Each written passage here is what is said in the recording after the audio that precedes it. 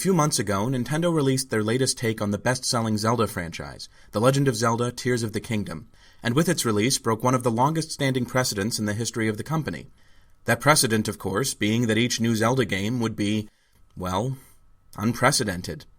Never before has a Zelda game taken so many basic elements of its design, virtually unchanged, from one of its predecessors, and only rarely did one of them have a story that followed up directly on the events of a previous Zelda game. That's not to say that the other entries in the series don't have a lot in common, because they obviously do. The hero is always a guy named Link who wears a green tunic and a silly hat and runs around waving his sword at bats. There's almost always a princess named Zelda who's very wise but always ends up getting kidnapped for some reason. The villain is usually either a tall guy with red hair who grins a lot, or a pigman with blue skin and a trident, which it turns out is actually the same guy. But the basic idea of Zelda as a series was that something was always being shaken up and reimagined, either in the story or the gameplay, or preferably both at once. Ocarina of Time took the goofy fantasy story of A Link to the Past and made it more personal by fleshing out the characters, as well as translating the dungeon-crawling gameplay hook into 3 dimensions. Wind Waker explored what the hero's journey would look like if he and his companions were still children, showed us what the world would look like when Hyrule itself was a distant memory, and made the combat more flexible and varied, lending it some of the spontaneous quality that real fighting has. Even Zelda 2, which is the closest thing in Zelda's past to what's happening right now, wasn't really a direct sequel to the original Legend of Zelda. For one thing, Zelda 2 is an RPG with a leveling system, which the original and most other Zelda games aren't. It had Link visiting towns full of NPCs and solving puzzles in the overworld, while the original was about 90% dungeon crawling. Even the story isn't technically a retread, because the world is so much bigger and more complex. The villain isn't even Ganon, but rather evil forces trying to resurrect him.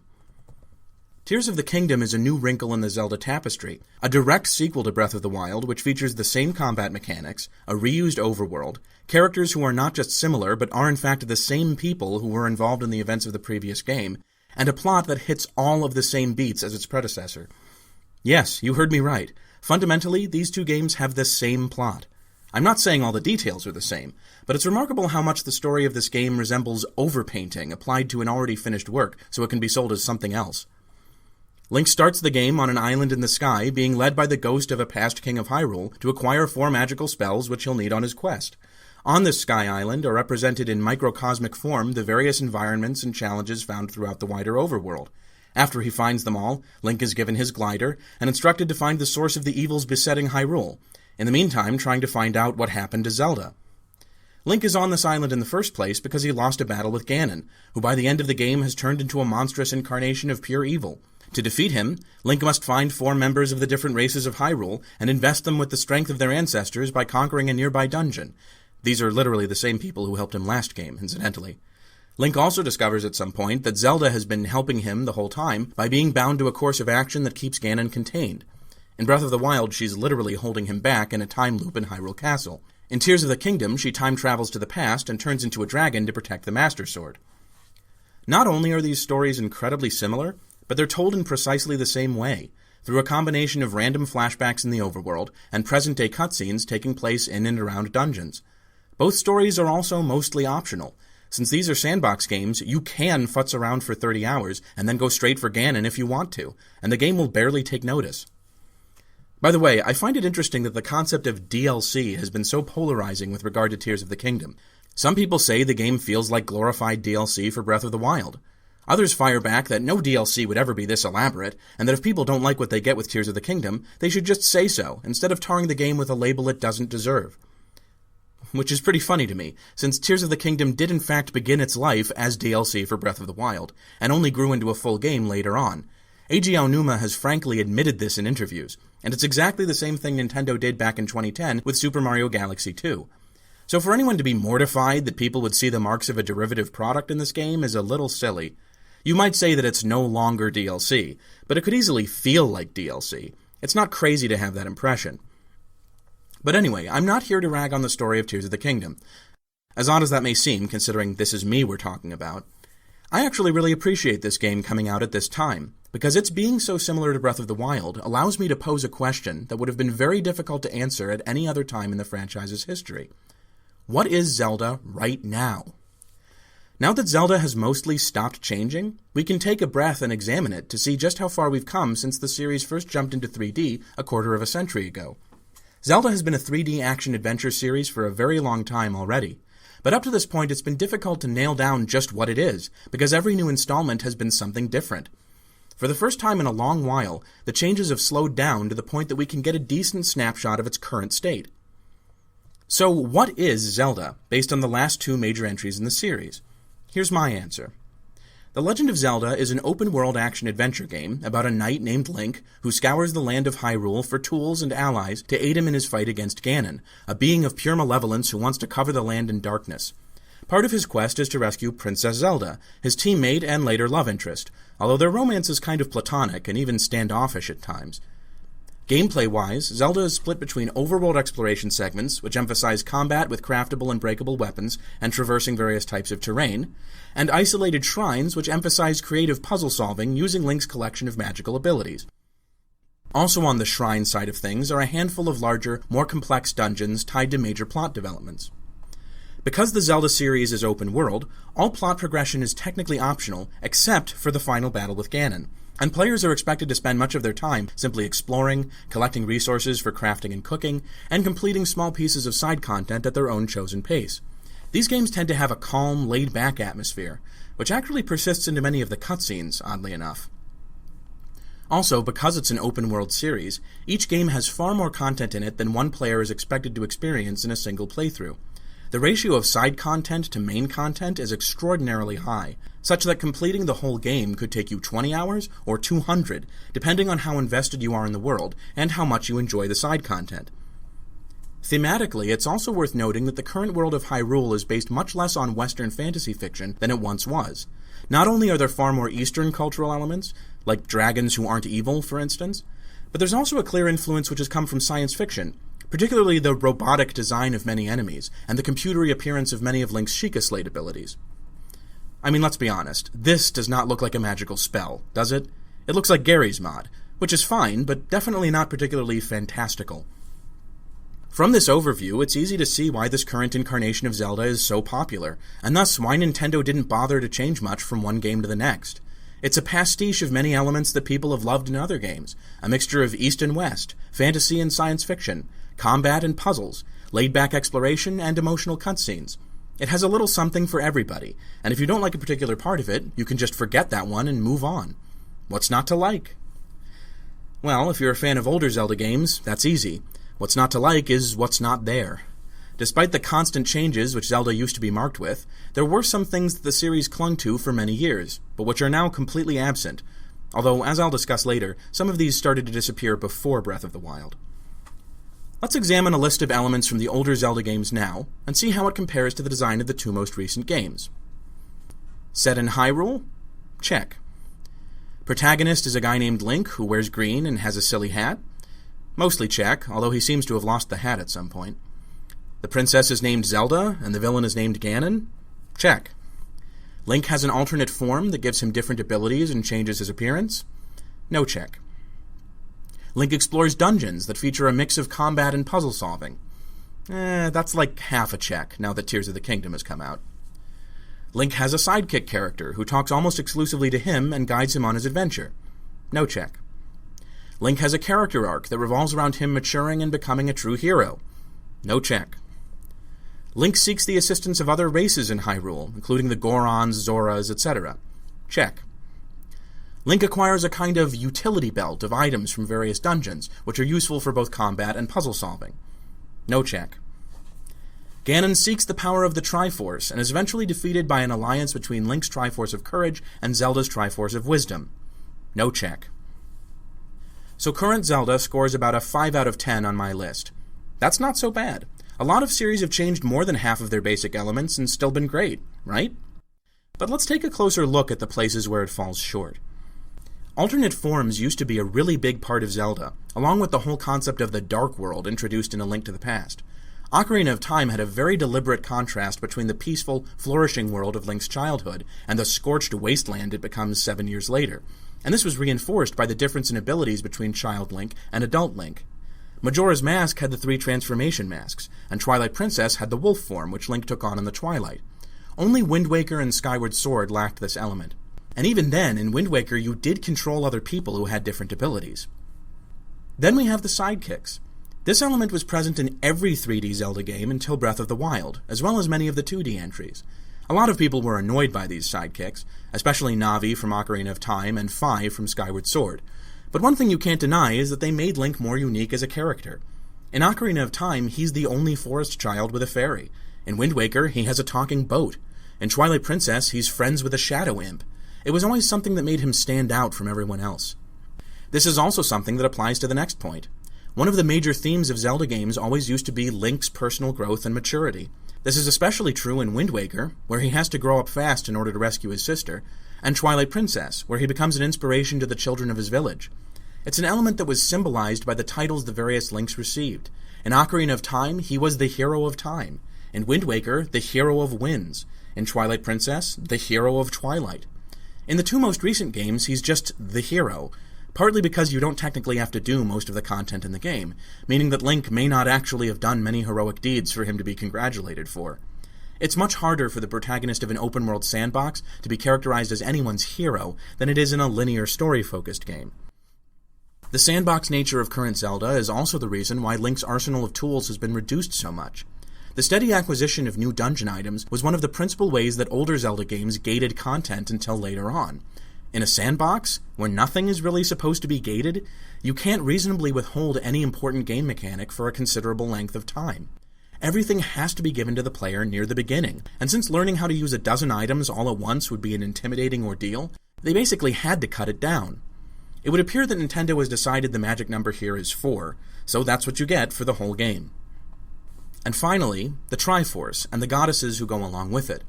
I think this is a bigger deal to older Zelda fans than most people have realized, possibly including the older fans themselves. The Triforce used to be the symbol of Zelda, and the trichotomy of courage, wisdom, and power a central element of the game's stories. Its ability to grant wishes wasn't always a major plot point, although that came into play more often than you might think. But the fact that the hero, the heroine, and the villain all had a distinctive connection to this power was. Zelda just doesn't have this anymore. They've completely forgotten the Triforce and the thematic significance it used to have. You think I'm exaggerating? There isn't even a Triforce on the box art of these games now, which is something that would qualify as a major rebranding if people ever thought about it. It's a simple thing, but it speaks to a world of difference in the way these games are conceived. And there's one game in the series that stands as a blatant contradiction and challenge to Zelda as it is now, which has all the qualities that Breath of the Wild and Tears of the Kingdom are lacking in, while itself being fairly lacking in areas where these two games shine. A game that you'll probably love if you hate current Zelda, and hate if you never particularly liked the older Zeldas. A game that is the peak of traditional Zelda design, for all the good and all the bad that that phrase entails. The yin to Breath of the Wild's yang, the moon to its sun, its mirror image, its shadow, if you will. That game, in case I haven't dropped enough hints about it already, is The Legend of Zelda Twilight Princess.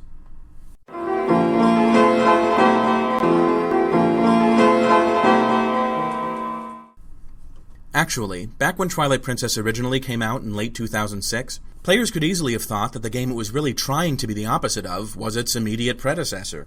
The Wind Waker hadn't sold all that well back in 2002, probably at least in part because it was an early release for a pretty low-selling console, but also because many fans were turned off by the game's cartoonish graphics and unusually youthful version of Link. These fans would later receive the amusing epithet of Little Link Haters.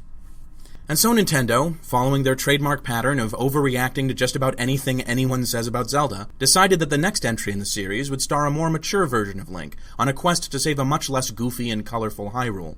They would do away with the talking fish, the little puppet tree people, the silly battleship minigame with the guy who goes sploosh, and this kid. Although I have to say, did anybody like this kid to begin with? He's so gross, you can just feel the torrent of snot running down his face all damn day. It makes me not even want to replay the game, because one of the first things you see when it starts is this horrible little booger baby running up to you so he can sully your nice clean pajamas with his dirty, unwashed hands. Sorry, I'm getting distracted. The point is that Nintendo decided to tone down just about everything that made Wind Waker so distinct when they made Twilight Princess. And this could have been a huge mistake. In fact, many fans of the series believe to this day that it was a huge mistake. Because the eventual critical consensus that emerged was that the Little Link haters had been dead wrong. There may have been a little uneasiness about the stylistic choices of The Wind Waker right at the moment of its release, but within months, almost everyone agreed that the game was absolutely fantastic, and that the art style was one of the best things about it. Even from a storytelling perspective, the game's goofiness was actually an asset. The game is so cheerful normally that when it casts the bright colors aside and gets morbid for a moment, the contrast makes it hit even harder. The bedside scene in Ganon's tower is still, 20 years later, more gripping and emotionally impactful for me than about 95% of what happens in this series. The range of emotional tones in The Wind Waker was just as broad as its color palette, and had a thoughtful mixture of bright and dark shades. Twilight Princess's emotional range, on the other hand, is deliberately restricted, and a lot darker overall. There are some lighthearted moments, and Midna, ironically, is a real ray of sunshine in terms of adding humor to the experience. But most of the game's plot is quite downbeat and even grim. So it should come as no surprise that Twilight Princess's critical legacy is also kind of opposite to The Wind Waker's. Both games were highly rated on release and received quite a few 10s from review outlets, but The Wind Waker had some negative baggage from the outset, which it eventually shook off, while Twilight Princess began with almost universal acclaim, which it eventually lost as some Zelda fans began to look at it more critically. The Wind Waker's haters had a presence and a name before the game even came out, but Twilight Princess's haters were a lot subtler and didn't really start to pick it apart until several years after it released. Once they did, though, they made up for lost time with some of the harshest attacks I've ever heard a Zelda game receive, such as, Twilight Princess is a direct rip-off of Ocarina of Time. The introduction is boring and lasts way too long. Twilight Princess is dark just because Nintendo thought it was cool and trendy. The Link in this game has no personality. Twilight Princess has one interesting character, and it ruins him right at the end. Now, these criticisms are actually pretty indicative of the essential differences between Twilight Princess and the current state of Zelda. So let's start our examination of the game by seeing how much it lives down to the negative stereotypes that have grown up around it.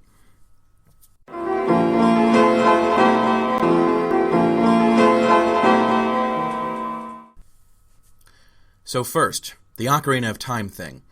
This is one of the longest-standing criticisms of Twilight Princess, and it has to be said that this is partly Nintendo's fault for leaning on the legacy of Ocarina of Time so much in promotional and marketing materials. The fans didn't just invent this connection themselves. Nintendo brought it up deliberately to appeal to Zelda fans who didn't really click with Majora's Mask and The Wind Waker. There's also no denying that, in very broad terms, you can see a few striking design similarities. Link starts the game in a southern forest, far from civilization. Recurring location names include not just old standbys like Death Mountain and Hyrule Castle, but also locations that were once unique to Ocarina, like Zora's Domain and the Temple of Time.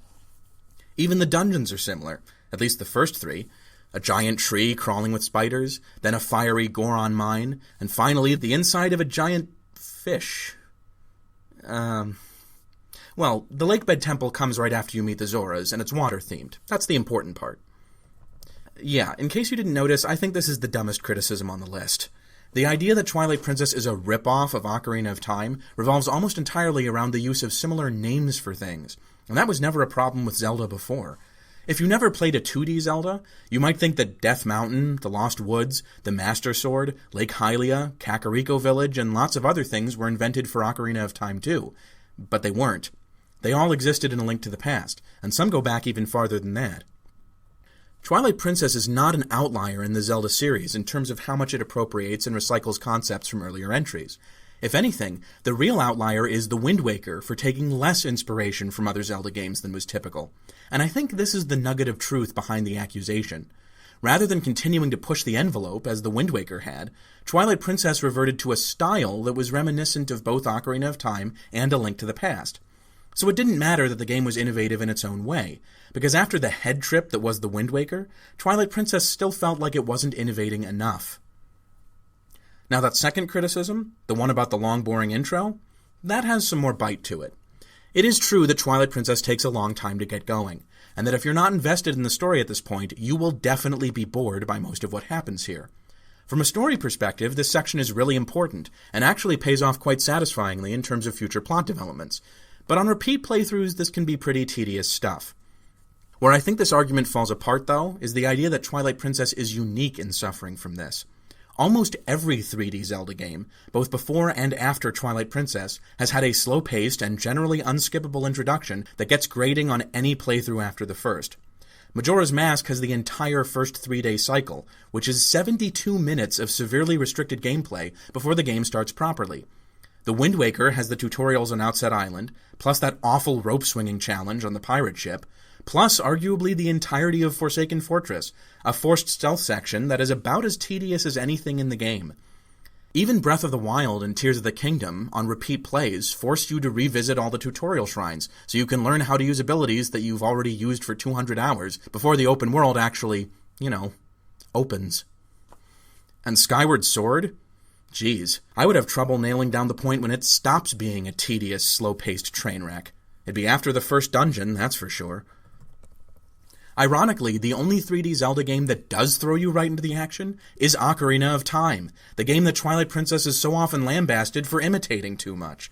In Ocarina of Time, you can be inside the Great Deku Tree swinging a sword inside of 15 minutes. And while this is a pretty simple dungeon, it still counts as significant content that a replaying fan would be eager to get to. I think we all need to confront the unpleasant fact that the Zelda series in general is not particularly replayable. Are the games fun to replay? Sure, if you loved them the first time and want to recapture that experience, but the games are designed primarily to impress on a first playthrough, not to stand up to endless repetition. This isn't Tetris. It's not even Resident Evil 4 in terms of putting the gameplay mechanics and player freedom first, which is the only thing that can really add interest to a repeat playthrough of a game you already know inside and out. I recently replayed Twilight Princess in order to make this video, and to be honest, I love the introduction. It doesn't drag for me because I'm paying attention to the story, and the storytelling here is actually really strong. I like how Ilya and Colin are set up not only as people who Link cares about, but also people who care about him. Ilya isn't just some generic love interest, she's someone who grew up with Link and shares his passions, so it makes sense that he's willing to fight so hard to rescue her. And as for Colin, Link isn't just his cool teenaged friend, he's Colin's hero, who he looks up to for guidance. I enjoy the fact that Link always ends up being the hero of whatever in these games, but him being somebody's personal hero is a lot more relatable, and makes Link seem like a real adult with responsibilities he has to live up to, rather than just a wandering adventurer who raids dungeons for cool helmets to wear. I feel like the key word for what the story of Twilight Princess is trying to do is maturity. And this leads us to the next criticism, that Twilight Princess has a dark and moody atmosphere just because that was trendy in the mid-2000s, and it makes the game look more mature and sophisticated than it actually is. I'm going to head this one off right away. The story of Twilight Princess is mature. It is sophisticated, at least in comparison with a typical Zelda story. Yes, I agree that lots of movies, books, video games, and so on make the mistake of confusing dark themes and gloomy aesthetics with depth and complexity. Tragedy is not the highest form of art, and only teenagers think that anything that's vibrant and colorful is just for children. However, if you want to tell a story that's going to interest an adult, you have to include aspects of life that adults are familiar with, and children often aren't. There's a reason why people mix up sadness with maturity in the first place. Most adults have experienced emotional turmoil, personal loss, anger, and grief on a much deeper level than they did as children, if only because they've had more time in their lives for things to happen to them. If you leave these things out of a story with an epic scope, like one that involves saving the whole world, people are going to notice the absence of these elements and get taken out of the experience. One of the things I love about The Wind Waker is that despite its childish presentation, it did not shy away from the darker human emotions. Link is terrified for his sister when she's kidnapped at the beginning. He almost throws himself off a cliff trying to get her back. Medley and Makar are frightened and disturbed when they're thrust into the role of a sage midway through childhood. And Ganon isn't some smirking, self-satisfied blowhard who quips at you. He's a bitter, miserable man who curses the gods for denying his homeland the same prosperity as Hyrule, convinced that they hate him so much that they would rather see the whole kingdom destroyed than under his control. I said earlier that Wind Waker's cartoony aesthetics were actually an advantage because they made the serious moments stand out by contrast.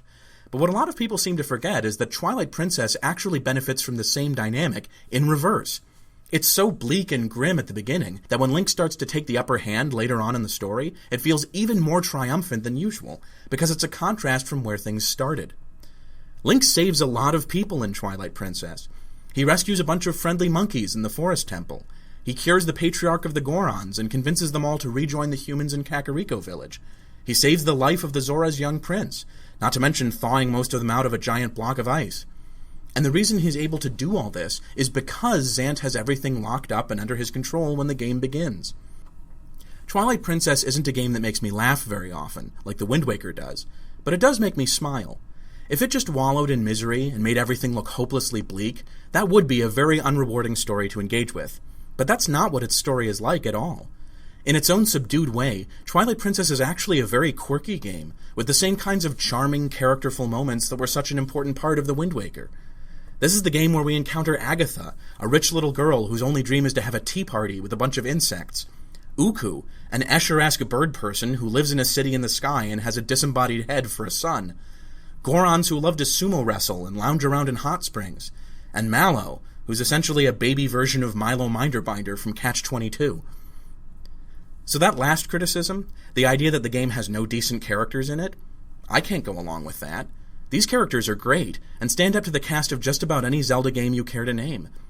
And as a consequence of this, that fourth criticism goes out the window too. Link in this game is interesting, because the people he interacts with are interesting. He doesn't talk, but you can see the gears in his head turning as other people talk to him, and that's about as complex as Link has ever been. The fact that his eyes don't pop out of his skull every couple of minutes, like in The Wind Waker, doesn't mean he has no emotional range. You just have to pay more attention to see it. So to make a long story short, I think these common criticisms of Twilight Princess are really off base, just as the little Link haters were totally misguided in rejecting The Wind Waker. Twilight Princess doesn't really screw up any of the core Zelda elements. It's not a shameless ripoff of any previous entry, and despite its superficial bleakness, the story in this game is not depressing taken as a whole. But let's not spend the whole video going over what Twilight Princess didn't do wrong. Games don't make it into my pantheon by simply failing to be bad. When I say that Twilight Princess is a great Zelda game in the classic style, I'm talking about the aspects of its design that it absolutely knocked out of the park. Which are, of course, the same things that the two most recent Zelda games didn't even really swing at.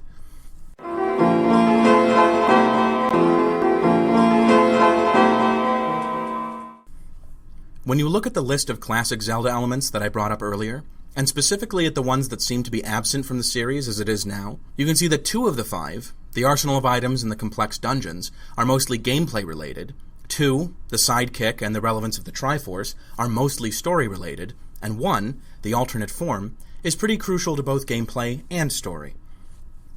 I should probably start by saying that Breath of the Wild was not the first time that these elements had been stripped out of a major Zelda game. Skyward Sword didn't have an alternate form for Link, or any real role for the Triforce in the plot. It's there, but only as a really contrived token inclusion. A link between worlds throughout the sidekicks and the idea of finding items in dungeons.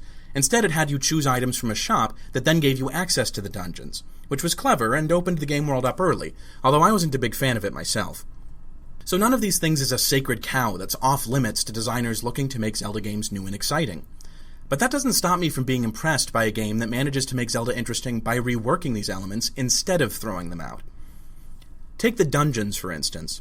The classic Zelda dungeon is an enormous stone structure sitting out in the middle of nowhere, filled with devious traps and savage monsters ready to chop you into sausage links if you drop your guard for a second. More than half the time, it'll be called a temple. There's almost always a weapon or tool tucked away somewhere, which has a unique relationship with the dungeon's puzzles.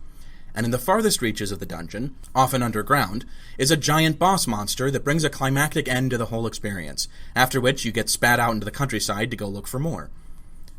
If a Zelda game just plopped a bunch of these dungeons down and had you plow through them one by one, with no attempt to provide context for why and how they exist, the result might be fun to play, but it would grate against the player's sense of immersion and make the world feel fake. This is part of the reason why people turned against the stale Zelda formula in the first place, because the whole idea of a dungeon is pretty contrived, at least theoretically. I've often been struck by the fact that everything in Majora's Mask has a really strong in-game reason for existing, except the 4 main dungeons. Why do the Dekus have a massive temple complex nowhere near where they live, and which they clearly haven't used in decades? Why is there a huge building in the middle of the ocean filled with super advanced plumbing technology that nobody uses? And then you have Icona Canyon, which has maybe the most fascinating history and lore of any place in a Zelda game.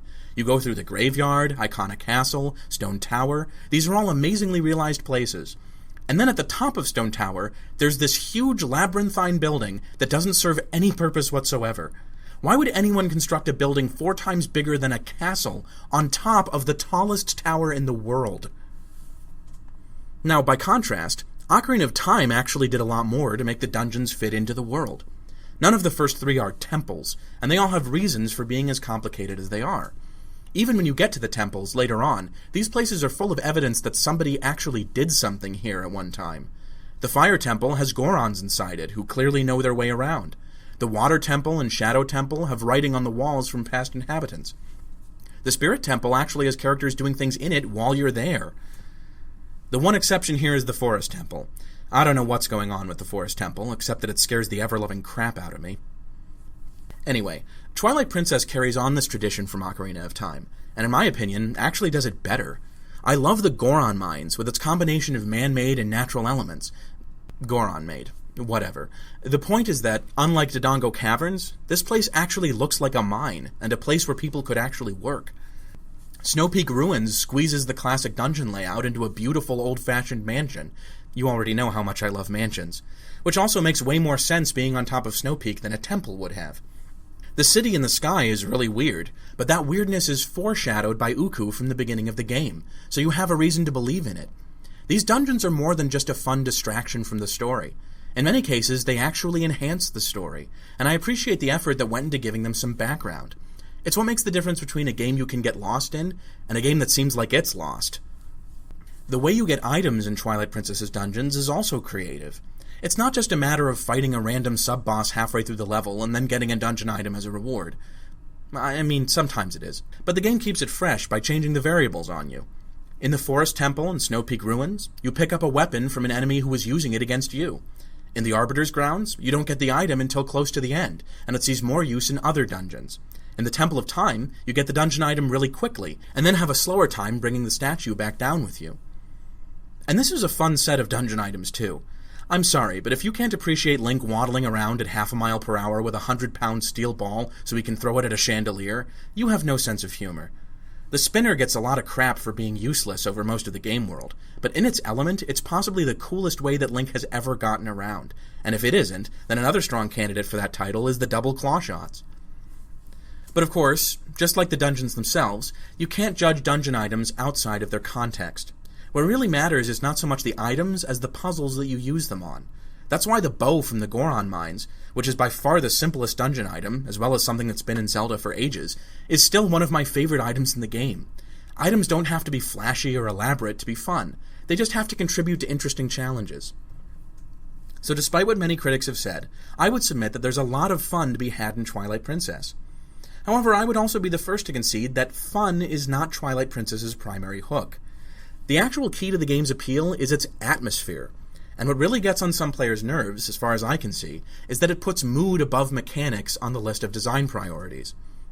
The wolf form that Link takes on in the Twilight is a perfect example of the consequences of focusing on atmosphere. I've heard so many people say that the gameplay during the Twilight segments is tedious and annoying, and actually, I agree with them about that. These segments are not fun in any simple sense of the word. Unlike the mask transformations in Majora's Mask, which are always under the player's control and let you do a variety of interesting things, the wolf in Twilight Princess is an enforced restriction on Link's abilities, which makes basic actions like getting from one floor of a room to another much harder, without really compensating for it with better combat or fun abilities. And this is actually what I love about the wolf form. It feels like an actual curse that's been placed on Link, which he has to redouble his efforts to overcome. When you're a wolf, everything in the environment takes on a new meaning, in much the same way as it does when you shrink down to the size of a pin in Minish Cap. Is it fun in that game to have to worry about being killed by individual raindrops while crossing a field, or drowning in an inch of water? Well, kind of. It's an obstacle that puts you in Link's shoes, that makes you feel, if only temporarily, like a harassed underdog rather than a triumphant conquering hero. And nothing contributes to that feeling of struggling against impossible odds more than your constant companion on the journey, Midna. Sidekicks in Zelda games before Twilight Princess mostly served as an in-game excuse for pointing the player towards the next objective. Navi and Tattle, the fairies who accompanied the Hero of Time in the N64 games, had very little characterization, and came across less like proper characters and more like the video game equivalent of Clippy from Microsoft Word.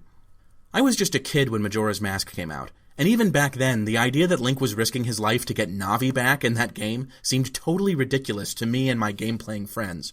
Nobody liked Navi and her constant intrusive cries of, "Hey, listen!" while you were trying to play the friggin' game.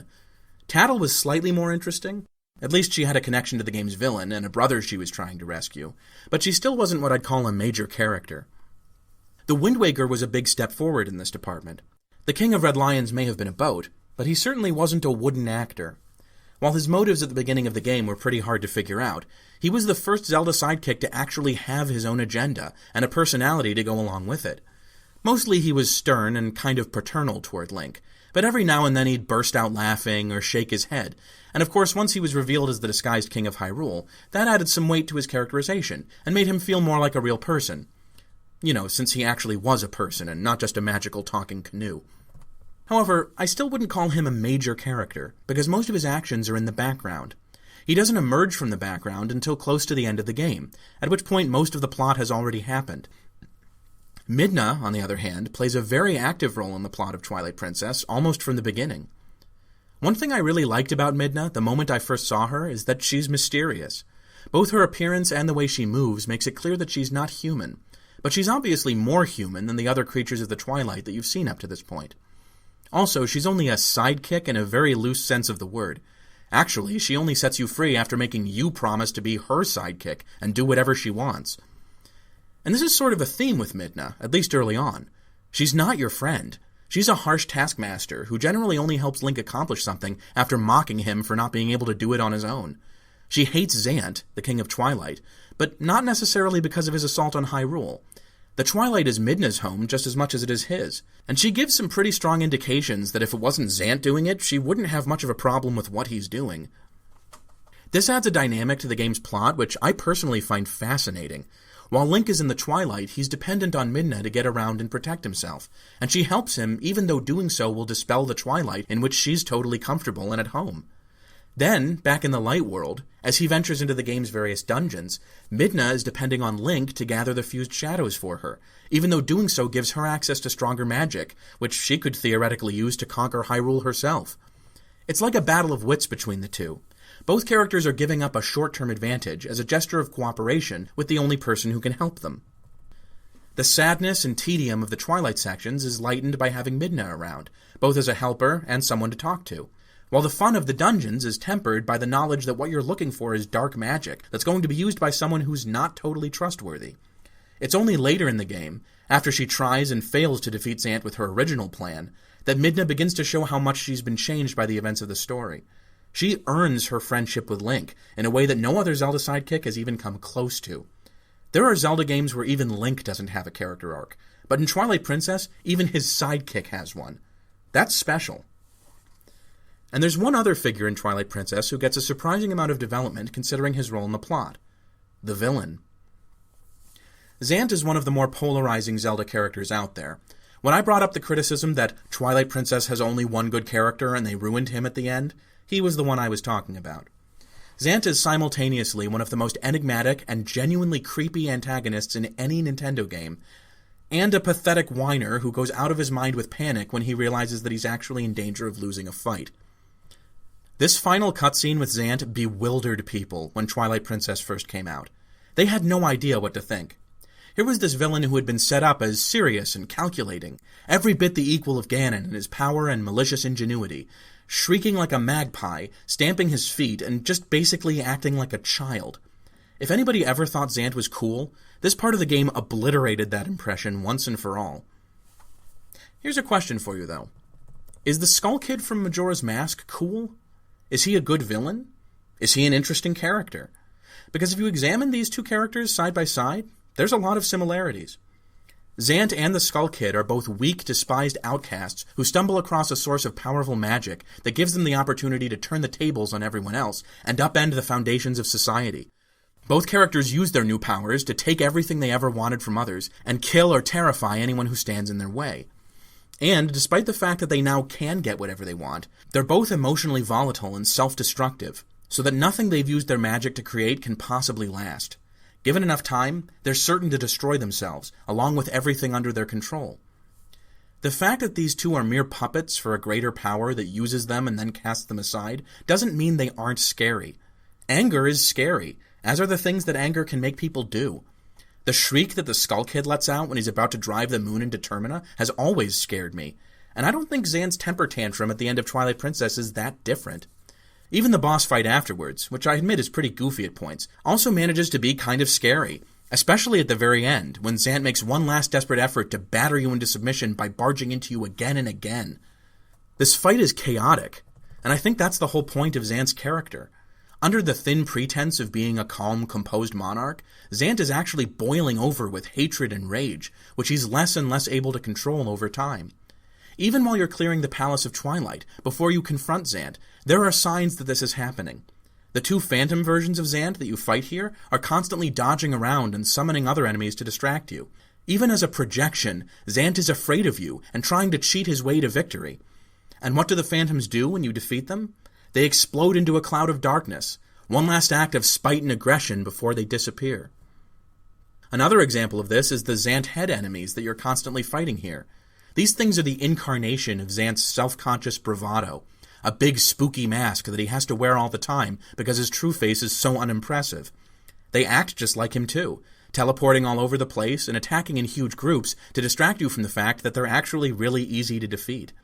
I've always found these enemies disturbing on an aesthetic level, but in gameplay terms, they're more of an annoyance than a legitimate threat. Just like Zant. You don't see things like this in other Zelda games. The enemies in Ganon's tower aren't a reflection of Ganon's deep-rooted insecurities, because as an avatar of pure evil, he doesn't have any. What really makes Zant special as a villain are his relatable, human weaknesses. In fact, that may just be the key concept that I've been looking for to describe Twilight Princess this whole time. Human. Link's backstory in Ordon Village and his relationships with Ilia and Colin make him feel more like a human being. Midna acts more like a real person than any other Zelda sidekick, and Zant does so more than any other Zelda villain. The Goron Mines and Snow Peak Ruins feel like places where people might actually live, not giant puzzle labyrinths designed for the player's entertainment. These things are what make the story of Twilight Princess engaging in a way that no other game in the series, not even Ocarina of Time, managed to do. And even though this approach has its own very serious limitations, I'll always admire it for that. You know, it's kind of funny that I've spent so much time in this video gushing about Twilight Princess. You would think that it's my favorite game in the series, and the yardstick by which I measure everything Zelda-related, when in fact it's neither of those things. My overall favorite game in the franchise is The Wind Waker, and has been for 20 years. As for the one that I judge all other Zelda games by, there isn't one. Zelda's too inventive a franchise for there to be a definitive example of what it should be. It's a franchise that's stuck around all these years precisely because there can never be a perfect Zelda game, which means there's always a reason to keep it going, even if the last one was fantastic. So even though I was crushed when Breath of the Wild came out, and I saw all those classic Zelda elements get thrown out the window in favor of something different, that disappointment was soothed by the realization that the spirit of Zelda, the willingness to experiment, was still there. So what if I didn't like this particular Zelda? There were lots of people who hated Majora's Mask for being such a departure from Ocarina of Time, but all they had to do was wait a few years for the pendulum to swing back around towards something they liked. I think it's great that if you take 6 Zelda fans at random and ask them which game is their favorite, you'll often get 6 different answers.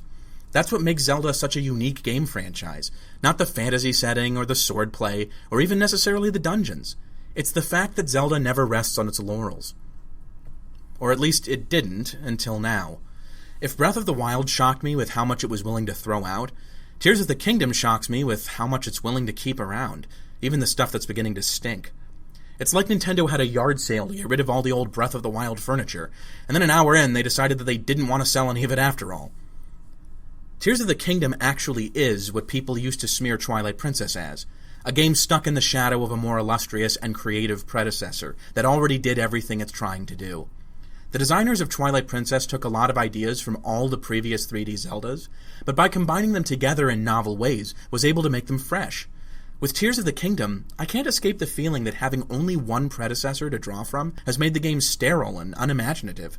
They should have waited until a decade from now, with 3 other unique open-world Zelda games under their belts, to make a game like this that's so unabashedly derivative. I don't know what's more disconcerting to me, the thought that Zelda may never again feature classic dungeon crawling, or the thought that Zelda might never have anything in it again except for what was in Breath of the Wild. Did we throw out the stale old Zelda formula only to replace it with something that's already gone stale itself? I can't answer that question as things stand now, But what I can say is that if Breath of the Wild left you wanting something that just wasn't there, and you've never played Twilight Princess, you should play it, because it supplies what Breath of the Wild denies. And the opposite is also true. If you remember hating Twilight Princess back in the day, and thinking it was too linear and confining, you'll probably love Breath of the Wild. Both are great games, but in almost every way that matters, they're complete opposites. And you should play Tears of the Kingdom if, I don't know. If you really like Gary's mod, and you have an intense desire to smack things with a Korok on a stick.